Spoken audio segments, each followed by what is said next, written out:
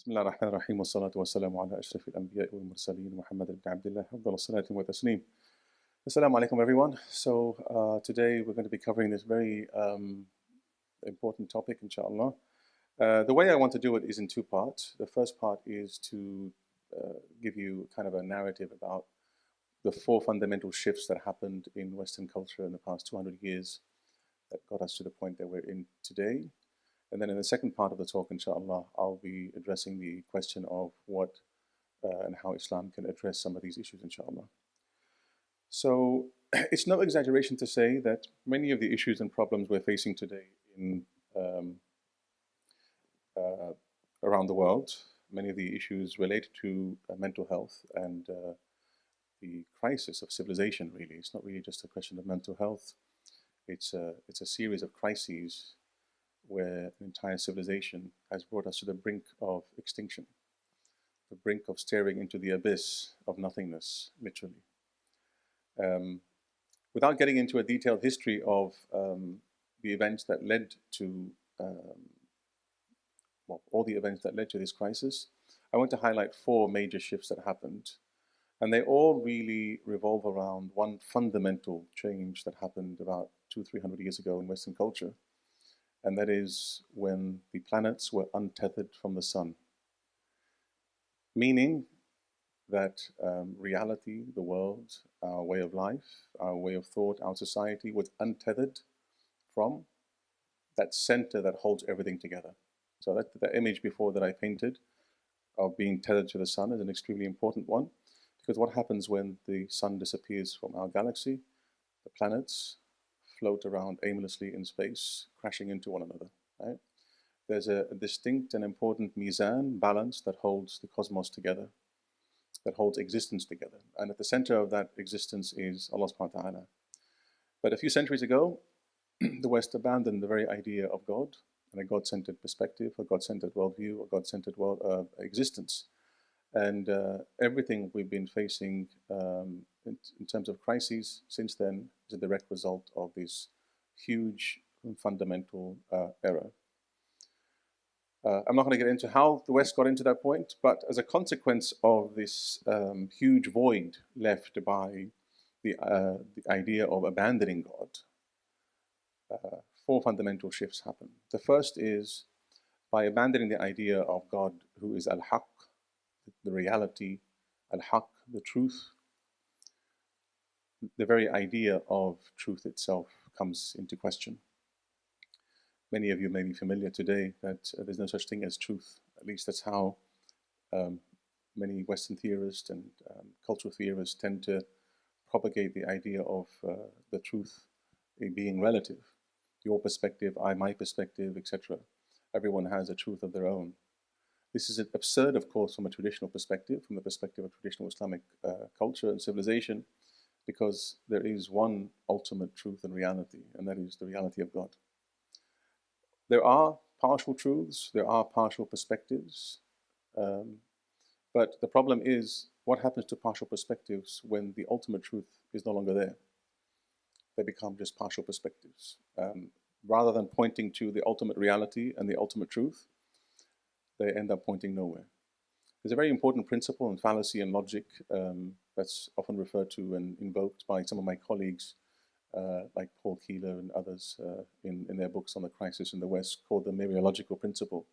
And that is the idea, or fallacy, that's the idea that the part takes the part of the whole.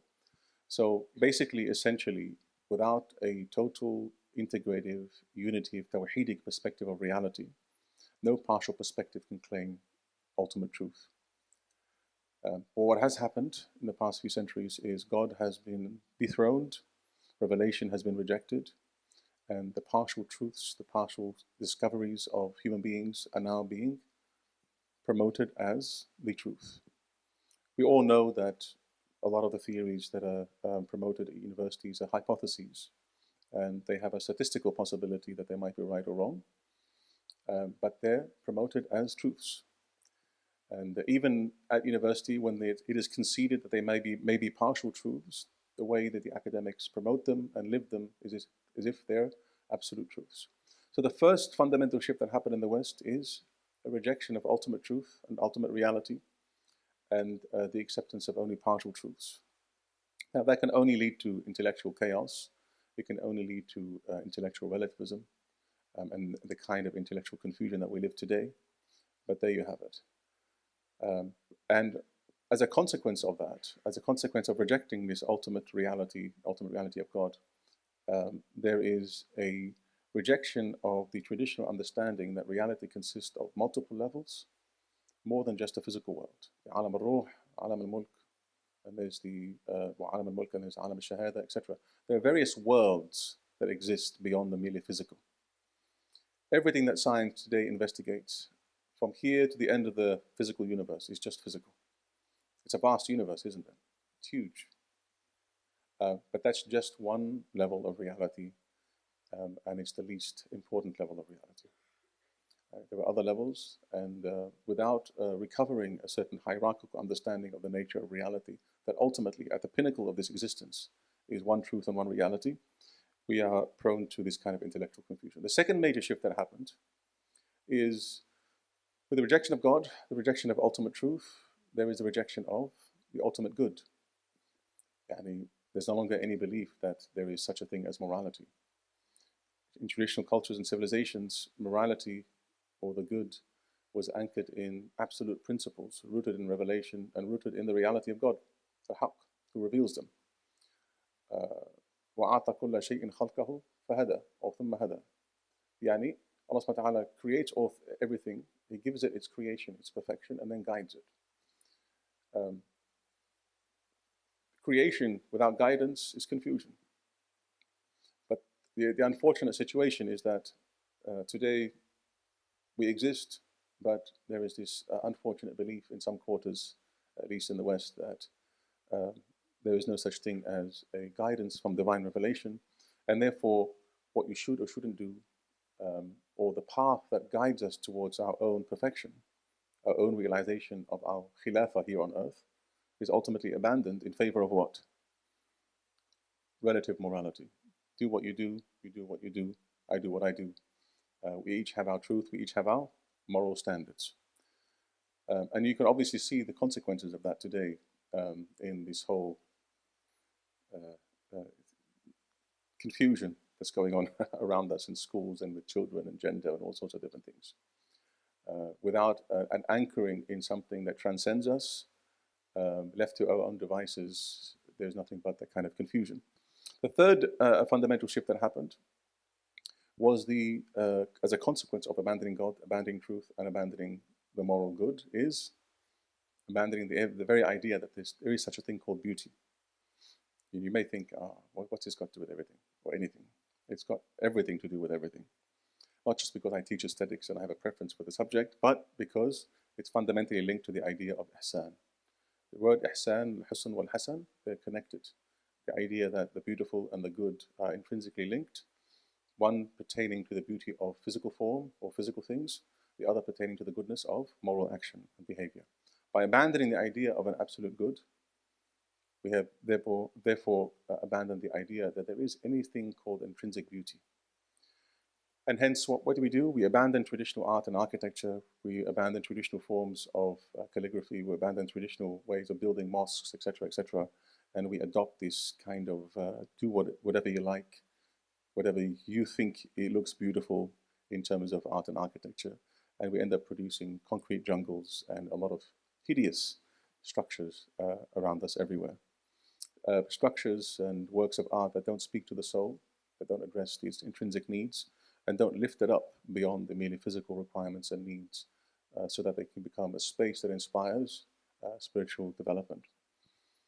The last and most important one, linked to this topic today, is the fundamental shift in the idea of the self. And this is the one I want to focus on today.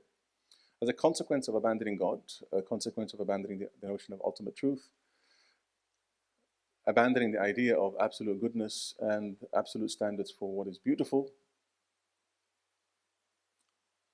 the self is also undergoing a fundamental shift throughout these centuries. The self meaning our understanding of what the self is and how it relates to its journey in this world. Now, Traditionally speaking, and I think it's best to contrast it with what was traditionally there so we understand what we've lost. Traditionally speaking, the idea that the human being is brought into this world by the breathing of the ruh during conception. And then within that ruh, within that breath, there is the fitra that carries these latent possibilities of our own perfection that await a lifetime of actualization to bring them to full fruition. The fitra is what? Is the innate capacity or innate tendency or latent possibility within every human being to recognize God, that God exists, to pursue the good, to pursue what is morally right, and to recognize it. Now, what happens when we abandon the idea of God and truth, etc., is that we abandon the very idea that the human beings possess an intrinsic nature. The fitra, in Islamic understanding, presupposes that, at least in the Islamic understanding, human beings have an essence. We have a particular type of essence, a particular type of nature that we're born with. And we're meant to actualize. An acorn wants to become an oak tree, not an apple tree. The fitra in the human being means that we're destined, at least potentially, to actualize our full potential as a Khalifa. What happens when we deny the existence of the fitra? And what happens when we deny the possibilities of the fitra, whether it's through education or the social structures in society, etc.? We cover it up, and the self, or the developmental path of this self towards actualization, becomes thwarted, hindered, and repressed. And why? Because instead of anchoring the self in this higher objective defined by Allah subhanahu wa ta'ala, the state of being a Khalifa, which is a latent possibility within the fitrah that needs nurturing and taking care of, what happens is the self, now unhinged from this center, becomes centered in the ego. And what ends up happening, at least in human culture and civilization, is this tendency to, well, actually, one can say that 20th century culture is really a commentary on one particular Quranic verse, or two Quranic verses. There's a very beautiful Quranic verse in the Quran where Allah subhanahu wa ta'ala says, وَمَنْ أَظْلَمُ مِمَّنْ اتَّخَذَ إِلَهَهُ هَوَاهُ. Who is more unjust, more immersed in darkness, and more ignorant than he or she who takes their hawa as their deity, i.e. their object of worship? Hawa here is a very interesting term in the Arabic language. It means, I'm going to translate it quite creatively, it's the kind of illusion and fluff produced by the desires of the ego. Imagine centering your entire life on fluff. I think that's not real. The desires of the ego are not real. They're there to actualize something else, but in and of themselves, they're not real. So when the human self becomes centered in the ego, the everyday sense of who you think you are, the daughter of Fulan, son of Fulan, I'm a student, I'm a manager, I'm a lawyer, I have these kind of bodily desires, I'm determined by these kind of peer pressure, I like these particular objects of consumption that inflate my ego and increase my standing in society, I get this many likes on Facebook and Instagram and whatnot. This temporary everyday ego is an illusion. And when yourself or your whole life becomes anchored in that, you become immersed in a very serious ignorance, darkness, and you're performing a grave injustice against yourself. Because the objects of the ego, its hawa, becomes the center of your attention and the center of your life. i.e., they become the objects of your worship. Right? Now you might say, hang on a minute, I don't worship any of that stuff, I worship Allah. Consciously, outwardly, you may worship Allah subhanahu wa ta'ala. But beneath the surface, you're in the grip of a lot of unconscious compulsions that you're not aware of. And the real determinant of whether you are worshipping Allah subhanahu wa ta'ala is not what you consciously articulate to yourself to convince yourself you're good, but it's how you live your life. That's the real measure of the extent to which we are in the grip of this false ego. There's another beautiful verse in the Quran where Allah subhanahu wa ta'ala describes al-haqq wal-batil. Remember, the Prophet ﷺ enters into Mecca, and he begins to turn over the idols in the sahan, around the Kaaba, destroying them, reciting the Quranic verse, قُلْ جَاءَ الْحَقُّ وَزَهَقَ الْبَاطِلُ. The truth has come and the falsehood has vanished or been vanquished. Batil is a very important term. It's contrasted with haqq. If modern civilization has turned its back on haqq, meaning al-haqq, God, and haqq and truth, then it is a civilization of batil. But what I mean by batil here, in this Quranic term, is not necessarily just something false. It's something much, much deeper than that.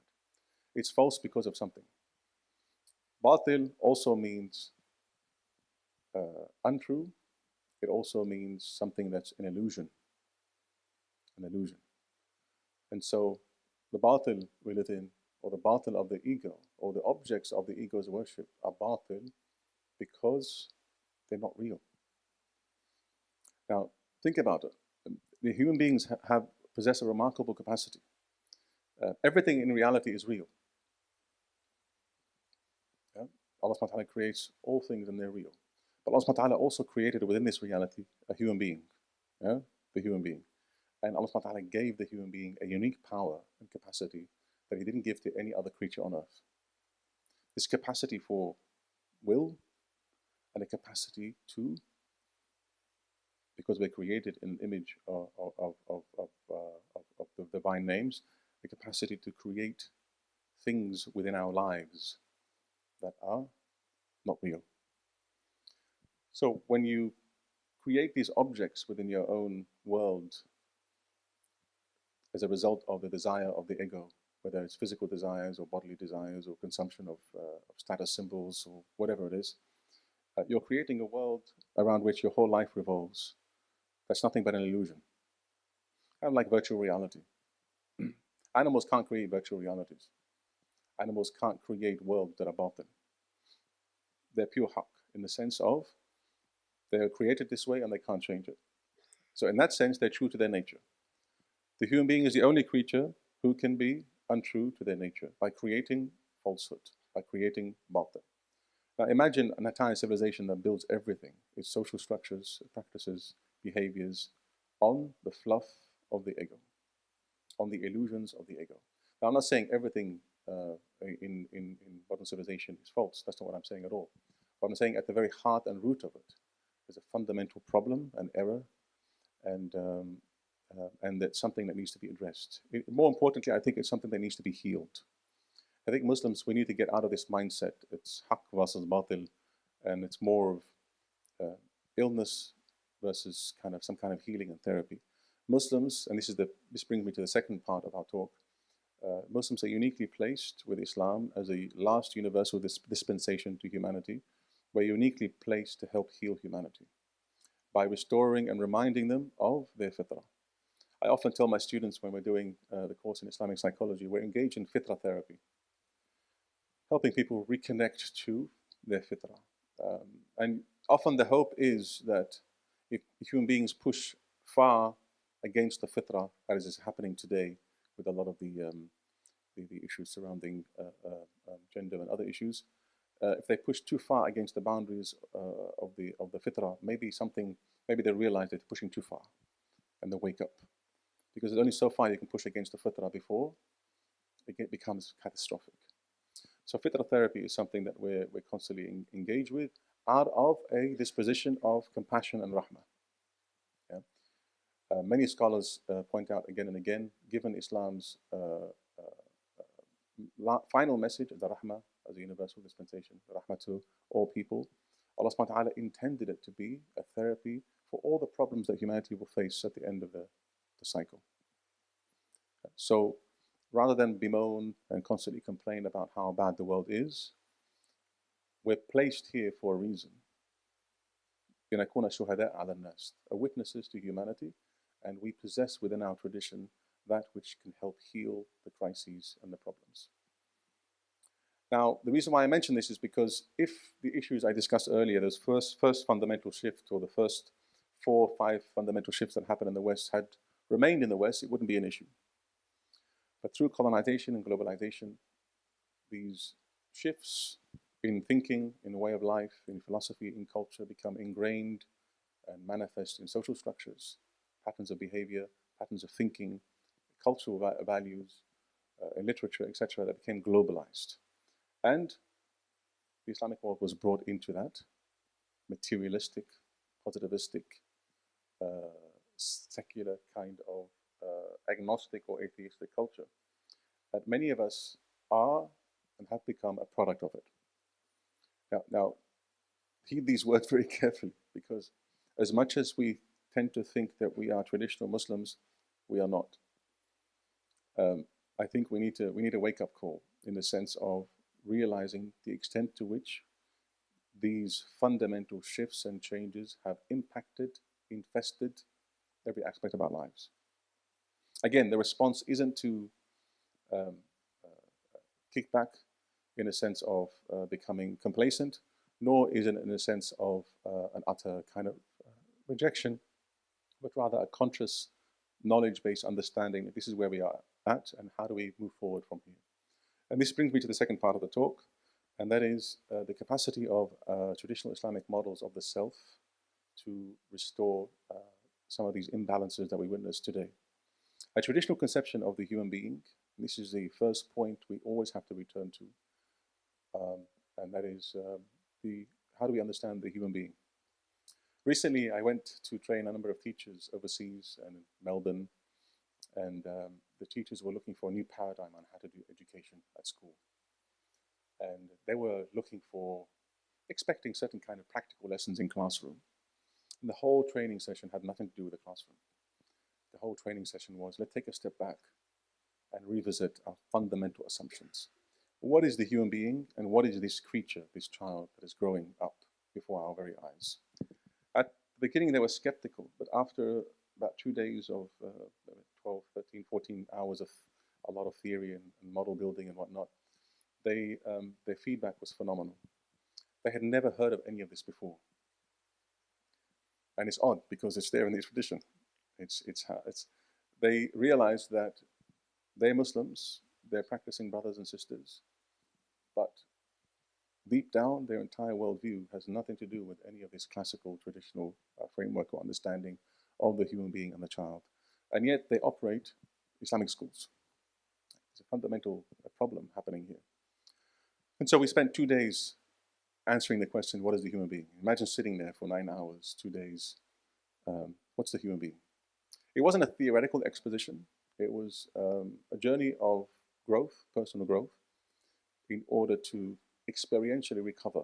So not abstractly, but experientially recover. Because when we sit back really and we reflect on the various models of the human being in the classical Islamic tradition, if we reflect upon them and meditate upon them carefully, we realize that what we're doing is really reflecting on who we are, right? And so we start with things like the human being is what? Essentially, the most fundamental basic model of the human self or the human being is we consist of a body, a soul, and a spirit. Jism, nafs, ruh. Now, you've all heard that before. But what does that mean in education? What does that mean in psychology? It changes everything. Because contemporary models of education and psychology consider the body exists and the mind. Maybe some emotions too. The latest fashion today is well-being, emotional well-being. The classical Islamic model, there's ruh, there's soul, ruh, nafs, and then there's jism. And within the nafs, there's aql, there's feelings, of course, there's a reason, feelings, there's heart, qalb. They were shocked when they found out that the Islamic tradition places a huge emphasis on the qalb, the heart. Not the sentimental heart, but the heart as a seat of understanding, the heart as a seat of that kind of basira, that inner eye that pierces beyond the veils of reality into the unseen world, so that it can see and witness the haqa'iq. Your eyes, your physical eye sees physical things, your mind sees ideas, but the heart penetrates into the unseen. What would an educational system look like without the heart? Deeply problematic. When the Quran always says that the seat of understanding is the heart, yeah? Al-qalb. So what are we doing in our education system? What are we doing in our psychology, therapeutic systems when we constantly talk about therapy? If we don't even mention the heart, we don't mention the soul. 20th century psychology is a result of all these changes that we saw, I discussed earlier. which means that in addition to the body, it may take into account a very partial, superficial understanding of the soul. It doesn't call it the soul anymore, it calls it the psyche. Even though the original Greek term psyche means soul. Yeah, so they've even butchered the ancient Greeks' understanding of what the soul is, reduce it to nothing but a vague reference to the internal life that goes on within you, whatever that means. Yeah? So, ruh, nafs, jism. That means that the human being consists of maratib. The human being consists of various levels. Reality consists of levels, multiple levels. The human being consists of multiple levels.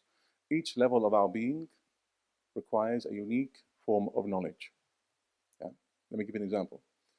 If you want to investigate your bodily functions, metabolism, neurological system, etc., you use biology, medicine, yeah? And you can investigate. So that's a unique form of knowledge, and it has its unique methods, yeah? Empirical observation, etc. The scientists in the room know this really, really well. What kind of form of knowledge is associated with investigating the life of the soul? This is where we all get stuck. What kind of investigation is involved in the question of the spirit, the ruh? The ruh is tricky because the ruh is a mystery. But the ruh's life in our body, in existence, in the soul, the maratib al-nafs, for example, nafs al-ammara, nafs al-lawama, nafs al-mutma'inna, yeah, those 3 levels of the nafs, you've heard them? Have you heard of the 7 levels of the nafs? The 12 levels of the nafs? Okay, so there's a very elaborate tradition. Our nafs doesn't consist of just one. There's a lower part of your nafs, the nafs al-ammara. It's nafs ammara. Why? Because it's tethered to the body and its desires. So it commands you towards committing sometimes illicit things. When your center of gravity of your identity, yourself, is rooted in, below the surra, which means the stomach and other bodily desires, it's the nafs al-ammara, right? It's at the mercy and at the compulsion of these lower desires. You don't have desires, the desires have you. Make any sense? You don't have the desires have you.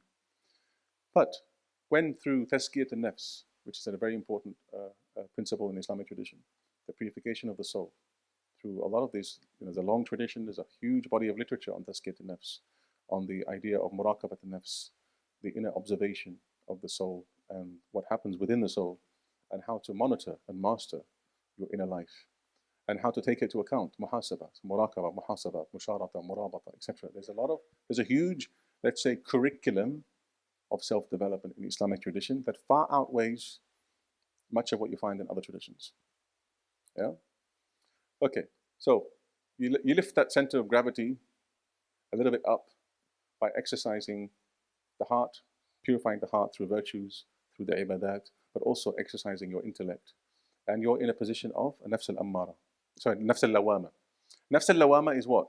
Is the nafs that is now aware and conscious of the fact that it is at the mercy of its lower desires and takes itself to account quite consciously. Yeah?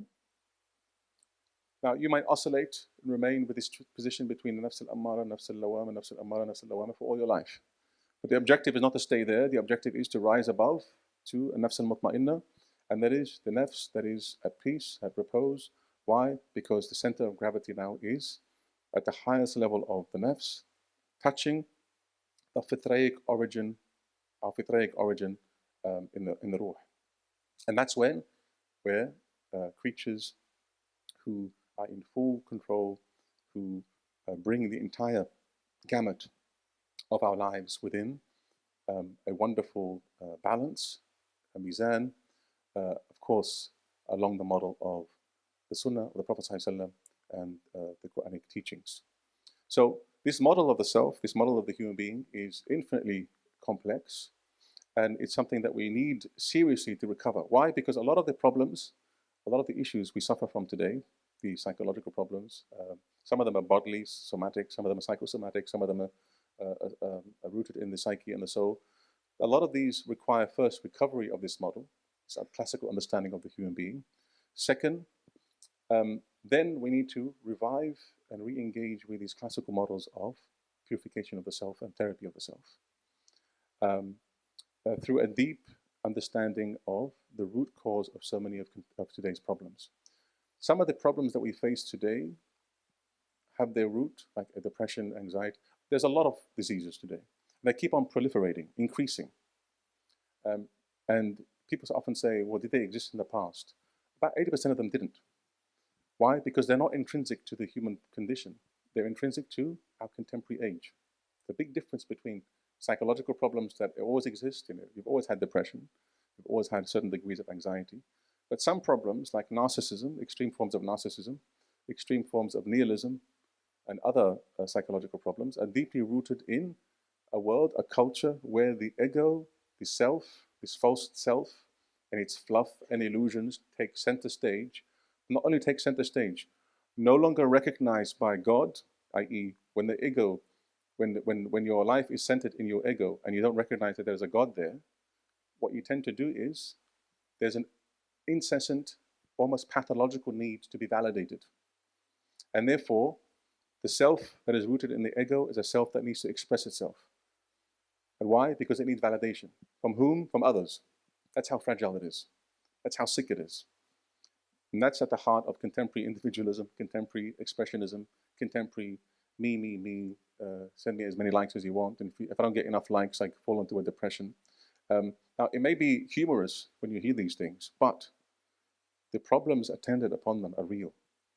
Imagine a self that is no longer connected to God.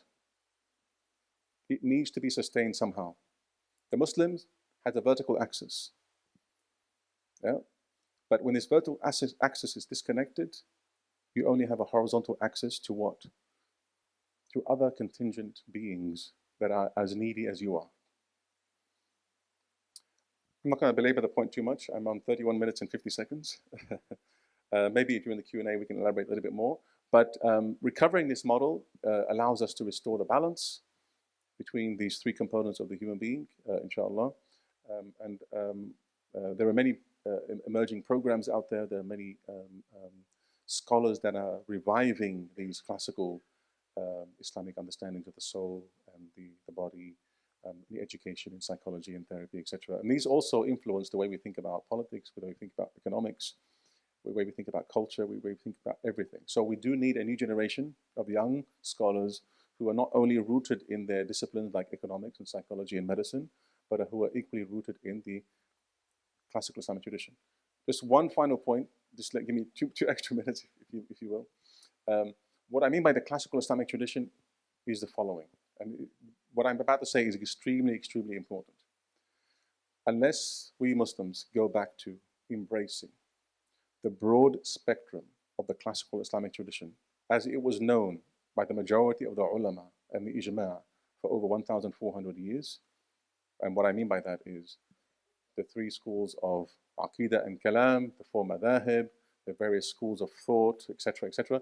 Unless we re-embrace the broad spectrum of this tradition, its richness in articulating different models of therapy, different models and ways of doing physics and studying the physical universe, different models of studying biology and medicine, and the link between biology and medicine and the ayat of Allah subhanahu wa ta'ala in creation, without embracing this broad, very complex, rich tradition, that was the ijma' of the majority of the tradition, we cannot hope to face the complexities of the modern world. Too often, Muslims today, they define themselves by linking to one individual in the past or one narrow tradition, and they think with that they can solve the modern world's problems. They can't. The classical tradition is extremely rich, and we are not better than the majority of the great ulama whose ijma' we need to go back to. I'll leave it at that. Inshallah, Allahumma arina al-haqqa haqqan warzuqna ittiba'ahu wa arina al-batila batilan warzuqna ijtinabahu. Wa sallallahu ala sayyidina Muhammad wa ala alihi wa sahbihi ajma'in. Assalamu alaikum.